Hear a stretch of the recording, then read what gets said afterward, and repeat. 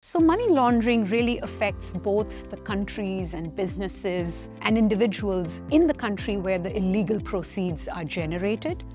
There it can have unintended consequences for the people of that country. You now have more money. It can lead to more inflation. Everything from daily cost of living to cost of assets can go up.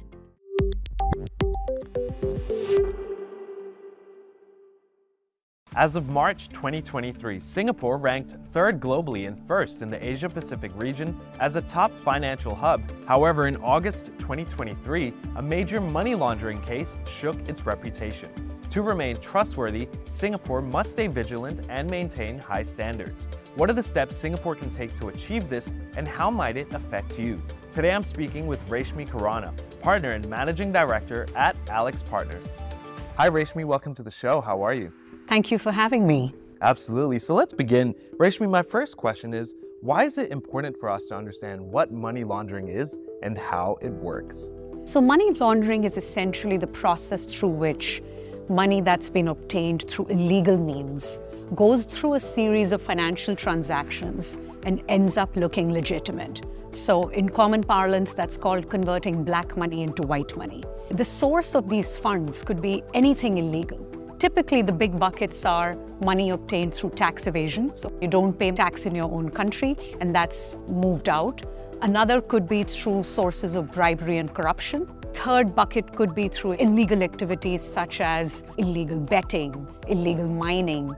Proceeds of those economic activities also need to be cleaned. And then another bucket is, of course, outright criminal activities like gangs and so on and so forth. So all of the funds obtained through those can come in the bucket of illegal money, and those, when so-called laundered, constitute money laundering. How can money laundering impact individuals' financial safety and stability and the overall stability of communities and businesses? So money laundering really affects both the countries and businesses and individuals in the country where the illegal proceeds are generated, but then also the country and communities and people where that money lands up. A country where illegal activity is taking place and the money leaves the nation, that country is deprived of important taxes, for example, for the benefit of the country.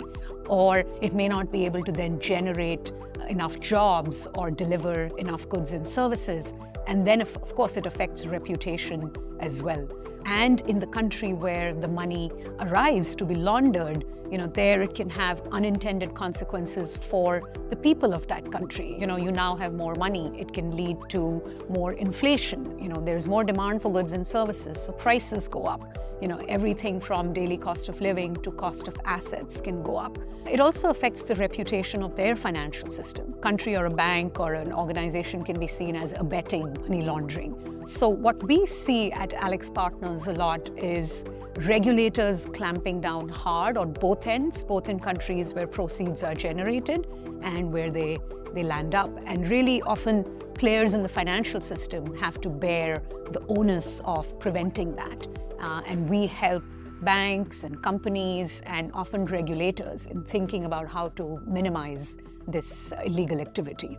Yeah, that's brilliant. I'd like to think Singapore's worked so hard, to maintain and build this clean reputation. And when these things happen, it's not good for the reputation of this nation, right? I mean, it's an ongoing process. It's impossible to prevent all crime. Low financial crime doesn't mean no financial crime, whether it's a bank or a country, but it's a continuous process of seeing how is criminal behavior evolving, how is technology and products evolving, and how can we keep up with that. And that's where sort of international experts, we have experience in advising various countries who are at different points in their journey in solving financial crime, and sometimes understanding what those best practices are, and then using us to help satisfy local regulators or international commissions that you're fighting crime can be quite important.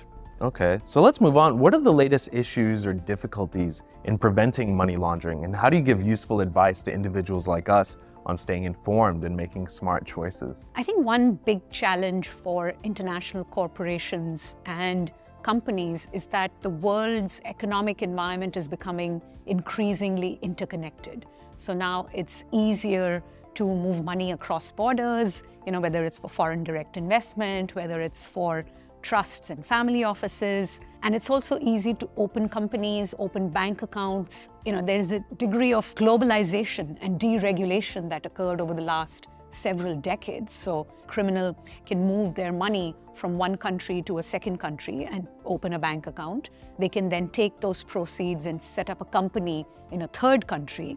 They can then have subsidiaries in multiple countries where they can then buy assets in further countries. So you can imagine the complexity of that. So often at Alex Partners, we will work with companies to investigate the flow of these funds. Say if a regulator is asking this question, or they want to proactively see how money laundering activities are taking place, and then also to design systems to make sure this activity can be caught proactively or prevented. You don't want to be always behind the curve and investigating. You want to identify indicators and understand the patterns to be able to then avoid this behavior altogether. I think individually, all of us can be vigilant about that. When we are doing transactions, whether it's buying assets and selling assets, look for red flags, such as intermediaries that look suspicious, or money being offered in cash, or a vast sum of it suddenly appearing. So be watchful for those red flags. We've all got to be a bit more alert then. Life is a bit more like a Netflix show now. Okay, we might get large sums of cash in a suitcase and we should reject it. It's usually never as dramatic as that, but yes, okay. Along those just lines. Be more alert. Yes. Fantastic. Okay, before we go, do you have any last thoughts you want to share? I think if I had to sort of summarize what are the challenges with money laundering today, I think number one, I expect regulators to become increasingly vigilant and increasingly watchful, prosecute, give fines across the system, whether it's financial services companies, banks, investors, corporations. So I think the private sector has to be more vigilant and be more proactive in making sure they can satisfy their regulators. So I expect regulation to only increase. Secondly, I expect, because of technology developments and new financial systems developing, including new companies and cryptocurrency and AI developing, it's going to make it even harder to clamp down on money laundering. So that's a lesson both for companies and for regulators in terms of they need to evolve their systems as well. And then thirdly, I think there will be an opposing trend of deglobalization, as we've seen. Countries becoming more economically nationalistic with their data and with their information. How does one prevent financial crime while there is more economic protectionism going on in the world in the coming years? So I think balancing all of those is going to be a test for companies going forward. Thank you so much for joining us. Thank you for having me. Okay, thank you, Reshmi. For a secure and thriving future, ensuring financial integrity becomes a collective responsibility we all share. You've been watching Teatime Tuesday. Until next time, keep seeking knowledge and financial empowerment.